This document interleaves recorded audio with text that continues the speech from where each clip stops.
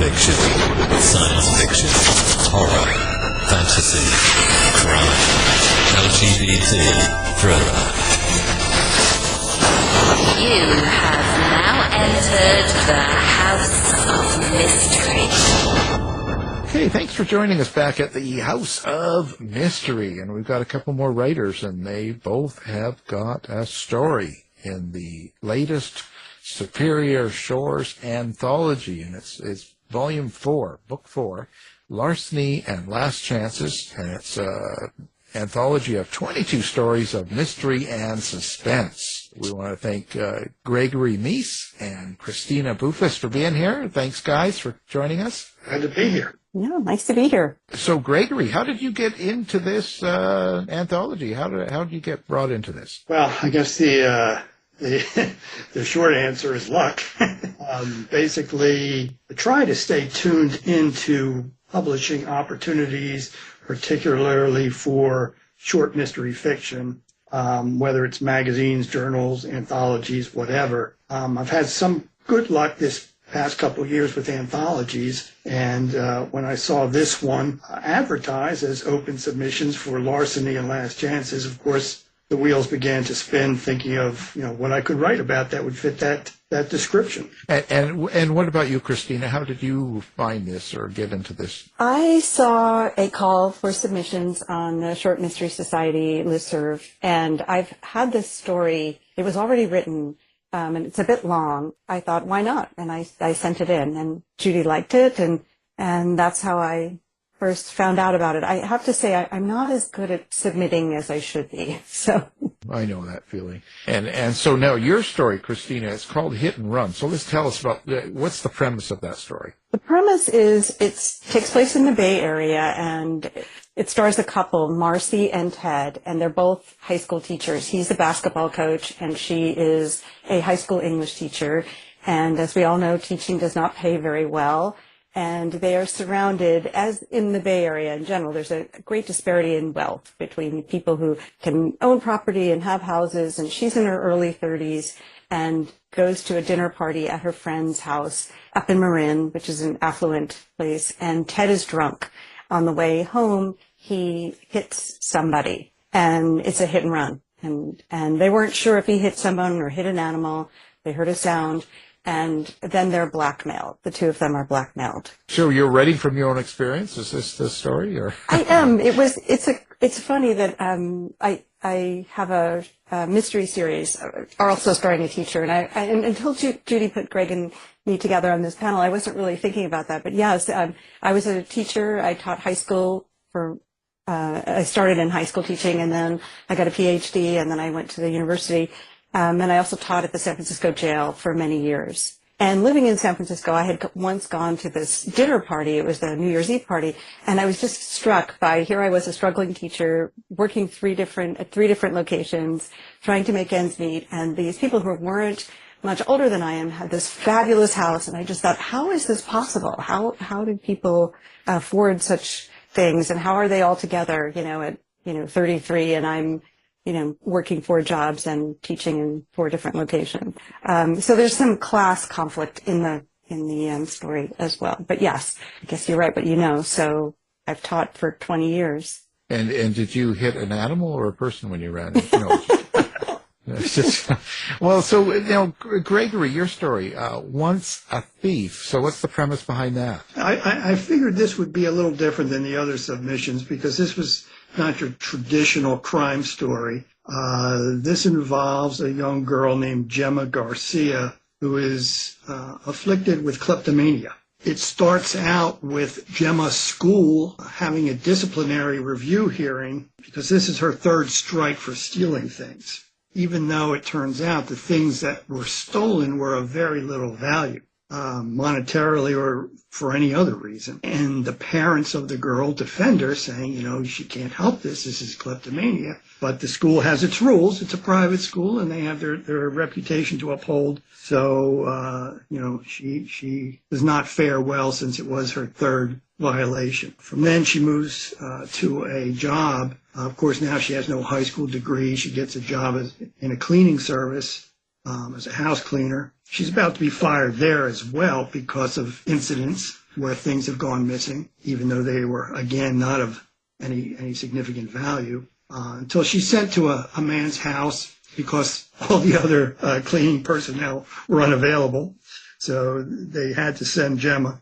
As it turns out, during her stint in this house, a man is murdered. Subsequently, all the evidence points to Gemma. The case ends up in court where her defense is, I never killed the man. I did steal the item that incriminated me, but only because it's what I do. And it has an ending that is, I think Judy, the editor, liked the ending, which had a little bit of excitement to it. I have to ask you, did you start this as a storyline? Was it a story or a theme, or did you have the character first and then you put her into the situation? Well, like Christina, I worked in schools. I worked for 40 years in education, most of that time as an administrator, where I supervised disciplinary hearings, such as the one that this story opens up with. I didn't know a young girl who came before me once for a similar infraction. That was the basis for my story. I just thought it was an interesting twist on the traditional mystery crime fiction story, in that this girl who was committing crimes should be accused of something she didn't do. But once a thief, you're labeled. It's a hard thing to overcome. But it was based on an actual experience I had in the school. Now, like Greg just said, you're both academics. Christina, did you find it difficult making the transition from academic writing to popular fiction writing? What was your experience? In some ways, I did. I started writing short stories during the pandemic. I'd always wanted to be a writer, and I wrote short stories in 6th grade, and then I got a PhD because I was convinced that I would learn how to write a book. Of course, it was an academic book, and I don't know what I was thinking, but I spent 9 years in grad school getting a PhD. And so I took a class to write a short story a week. And this was during the pandemic, and I was working remotely. I was no longer teaching by then. I'd been a freelance journalist for about 9 years before that. I couldn't grade another paper. You know, I had 150 students' essays to grade every week, and I dreaded Sunday nights. And it came to the point where I was driving across the Bay Bridge in San Francisco, and I told my husband I'd rather drive off the Bay Bridge than drive over the Bay Bridge to teach again. And he said, well, you should just quit. Just quit. So I did, became a freelancer. And freelanced for many, many years, and then got a full-time job as a health writer. So I was used to writing for nonfiction, and I'd written a nonfiction book, The Complete Idiot's Guide to Writing Nonfiction, but I wasn't used to writing fiction. And so when I started, I took a course and had no idea how to write a short story, but the idea was that, like, if you write one a week for a year, one of them is bound to be good. And I took all the online courses that I could, and I read all the books. And fiction writing is much different, of course, than nonfiction writing. But I am not, I do not outline, which I do in nonfiction, but I do not for fiction. I find it impossible. So I didn't know where the story was going, and I didn't know where most of my stories were going, but the class I was taking said start with a character in a setting with a conflict, and then just write from there. And that's the way the story was born. I feel like I'm still learning. I've got a few novels, and I'm working on another novel. I think it's my 5th or 6th. But I feel like I'm still learning my craft. So I still do workshops and, write stories that don't see the light of day. So, I understand it's all a process. Yeah. Oh, and Greg, what about you? How was the transition from academic writing to popular fiction? What was your experience? Well, my 4 decades in education interrupted my creative writing career. In high school, I took my first course in creative writing, and I wrote things for the high school literary magazine.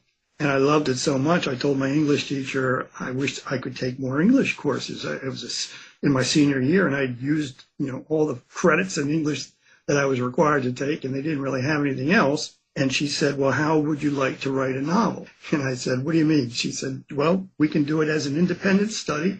You would meet with me once a week for 45 minutes, and I'd expect 10 pages a week. And at the end, we'll have a novel. So I was all into creative writing of poetry, short stories, novels, whatever. And then I continued that in college and took more creative writing courses. And then once I started work, I just didn't have time. So all my writing tended to be business writing, which was creative in many cases because I wrote grant proposals and a lot of public relations and marketing materials for the school. And I still loved writing, but it just wasn't fiction. I ended up putting out maybe 12 different newsletters at one time just because I loved writing, and I was flooding the school market with publications and all kinds of things I would write. And people said, this is really well written, but it wasn't fiction. It wasn't until I retired a few years ago, like 2020, that I started writing again after a 40-year lapse and submitting things for publication. Is there a subtext or a meaning behind this short story? I always think of things like Twilight Zone when you do short stories, and I always think about a quick meaning or subtext. So, Gregory, do you have that in this? Is there something you want people to get? Well, just the idea. I think the title basically came from my mentor in education. Told me he was always particularly hard in disciplinary matters for students on the subject of theft. And I said, why theft? As opposed to, a school fight or a plagiarism or, any of the number of infractions you can do in school. And he said, and I always remembered, because if they were a thief, they'll do it again. So when I was my own head of school, in my own head of school position in my own school, this student came to me with these repeated acts of theft. And I realized that this was not something malicious, and this was not something she was guilty of. This was a medical type of problem, a mental problem that was causing her to take these things. And I let her go and said, you're one of my nicest students. You shouldn't be here. In the story, it turns out differently because most people, I think, would not see beyond the rules. So I guess the subtext or message of this story is, sometimes you need to look beyond the rules and look at the person. Right. And Christina, what about you with your story? Do you have a subtext? Well, I think part of the subtext is what I mentioned before about the class differences, which are particularly apparent in the Cisco Bay area and in the teaching profession, which is undervalued and underpaid.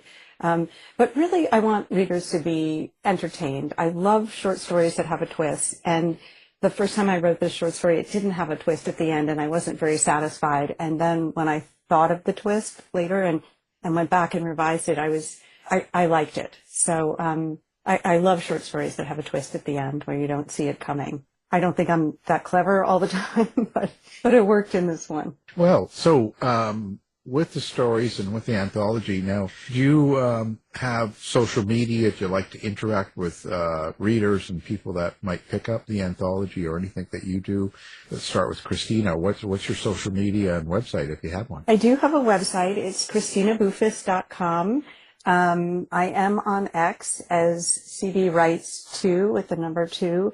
X is sort of my platform, although lately I'm not really on it as much. I do like people to go to my website. They can sign up for a newsletter and see my other books there. And as I said before, I'm not great with promoting my own work, so I have to get better at that. Yeah. Oh, we understand that totally. And Greg, what about you? Where do people find you? My newly created webpage, which is hot off the press, is meestales.com. That's Tales, not Tail. So meestales.com, and then I'm also on X at GRM Senior. I do, like Christina, promoting myself is not my thing, and I often feel silly about it. It just isn't what we're trained to do. Right. Try to be humble about it. But I do want not only other readers to read my work. That's one. It's not a complete story until people have read it. I'd love for them to provide feedback on the stories, but also I want editors to see what I've written and to kind of maybe take a second look at the story I might be submitting to them. And then finally, it's just validation for me to see my name in print. To post a picture of the book cover, like Larceny and Last Chances on my webpage. It's gotten some great reviews, so I can quote those reviews. it's very fulfilling to be part of that process. Fantastic. Now, of course, we'll have both your websites, and of course the book is up and it's available now. So we thank you for being here. So Gregory Meece and Christina Boufis, thanks. Thank you, Al. Thank you both. This has been a production of the House of Mystery Radio Show. To find out more about our show, guests, or hosts, go to our website at houseofmysteryradio.com.